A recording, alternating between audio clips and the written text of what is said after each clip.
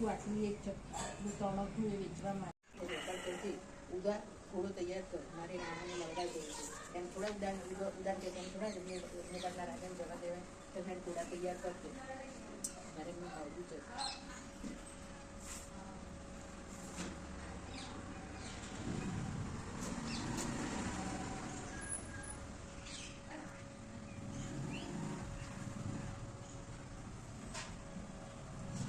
બંને ઉભો છે, બરોબર સીધો ચાલુ છે. નાનો પ્રતાપ સલુમરાજી બીજા પટાવતો ને સામંત ઉભો થયો ઉભા છે. બીજા પટાવતો ને સામંત ઉભા છે.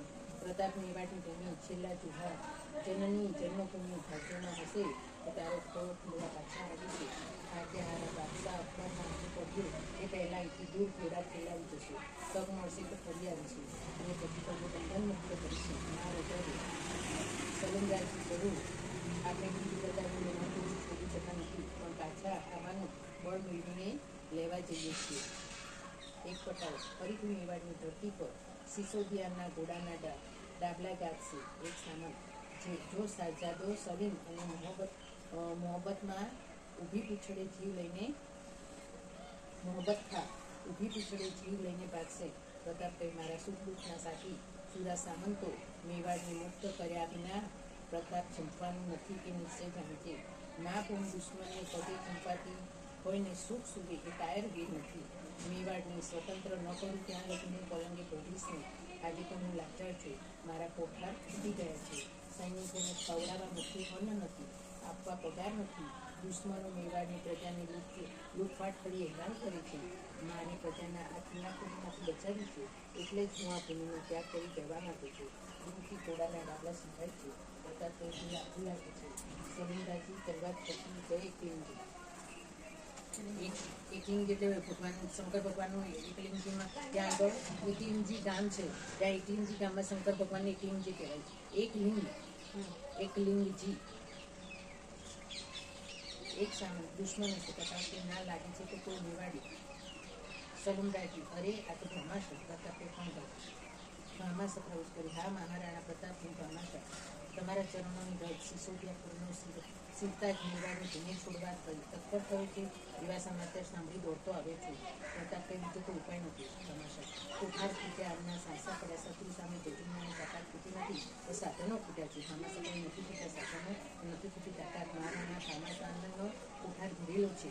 સિસોદિયા રાણાઓના પ્રતાપે અઢળક ધન એકઠું કરેલું છે.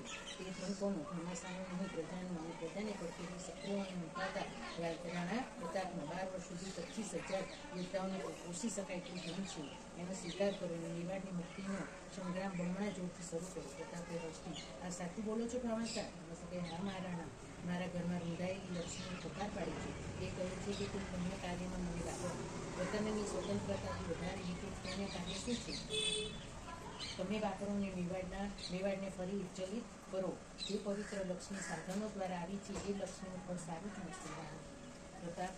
પ્રતાપ કહે, પુણ્ય છે ભામાશા, અમારા જીવન રત્નોથી જ મેવાડની ભૂમિ ઉજ્જવળ છે. સલુમરાજી જે ભૂમિમાં આવા વીર આત્મા કાપે છે તે ભૂમિ કદી કોઈને તાબે થવાની નથી. એ સદા સ્વતંત્રના સ્વર્ગમાં વિભવતી રહેશે. સલુમરાજી જય હો મેવાડો.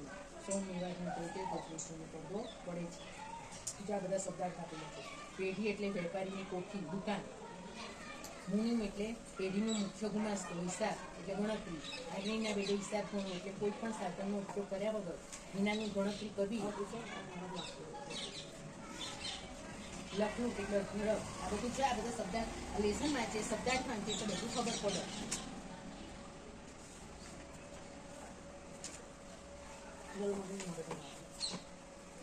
એક વાર આખું છે ને આમ કહીએ ને એટલે કોઈ તો બુકે વાંચાય સૌય. હવે તો છેલ્લા દાડે શું વાંચ લઈ જવું?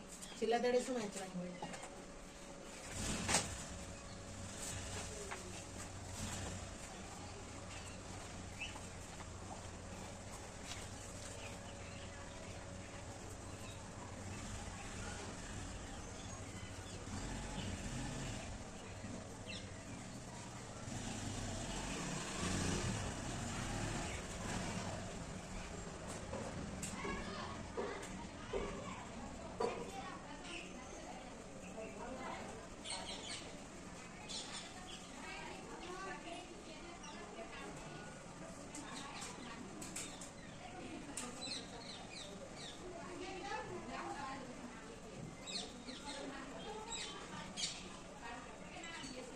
હવે સ્ટોપ કરું છું.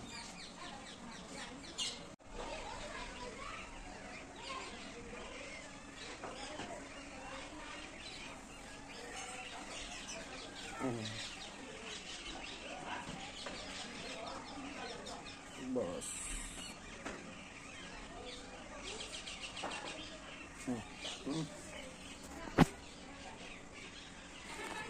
બસ હાથી તમારે ફૂલી વાળી પર બતાવે.